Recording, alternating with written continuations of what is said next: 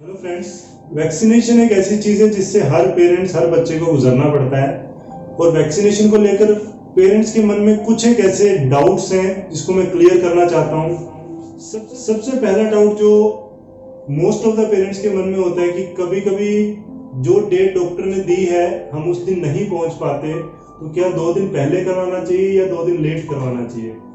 तो फ्रेंड्स, अगर किसी वजह से आप ऑन द डेट जो आपको दी गई है उस टाइम नहीं पहुंच पा रहे हो, तो प्रेफरेबली 2-4 दिन आप लेट कर सकते हैं, बट पहले करवाना बिल्कुल भी अवॉइड करना है। एक आधे दिन की बात है, कोई बात नहीं, बट ऐसा नहीं कर सकते हम कि एडवांस में वैक्सीनेशन पूरी करवा के चले जाएं। मान लीजिए आपने कहीं विजिट करना है तो आप वहाँ विजिट करके आ जाइए, उसके बाद वैक्सीनेशन करवा सकते हैं। इसके अलावा अगर आपका कुछ प्लान है, वैक्सीनेशन के बाद थोड़ा सा अनप्रडिक्टेबल टाइम होता है 2 से 3 दिन का, उस टाइम तक आप वैक्सीन अवॉइड कीजिए।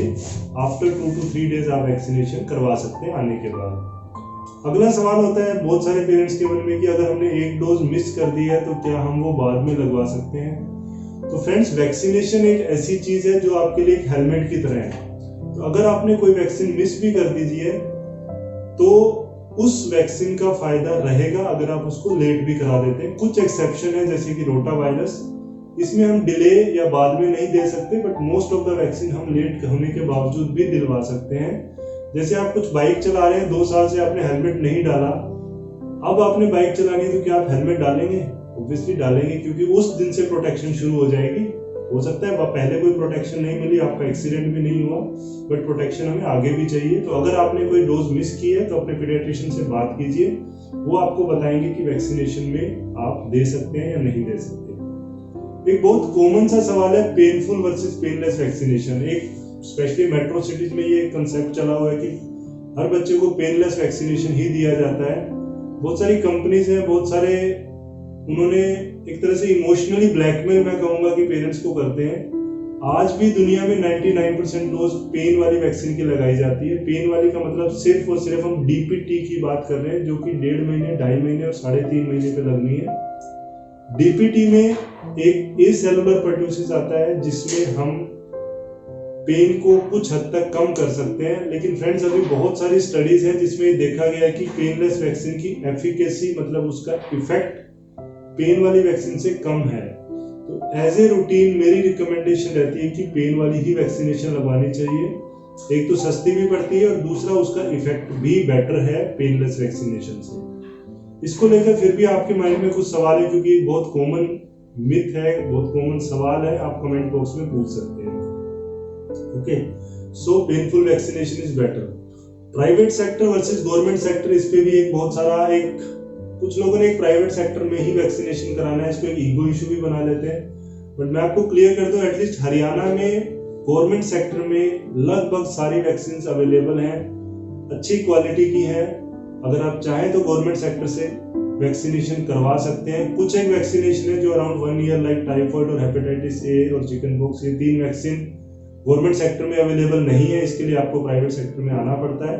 But most of the vaccination अच्छी क्वालिटी की गवर्नमेंट सेक्टर में भी अवेलेबल है। एक और सवाल रहता है पेरेंट्स का कि मुझे फीड कब देनी है वैक्सीनेशन कराने के बाद। कई बार मैं वैक्सीन करता हूं तो मदर यही पूछ रही होती है कि डॉक्टर साहब अभी इसको दूध दे दूं। तो फ्रेंड्स, आप इमीडिएटली आफ्टर वैक्सीनेशन दे सकते हैं। कई बार वैक्सीन के बाद बच्चा बहुत रो रहा होता है और मदर वेट कर रही होती है, नहीं आधे घंटे बाद, 1 घंटे बाद देना, ऐसा कुछ भी कोई कंसेप्ट नहीं है। आप बाहर जाकर उसी टाइम फीड दे सकते हैं जिससे कि आपका बच्चा शांत हो जाए।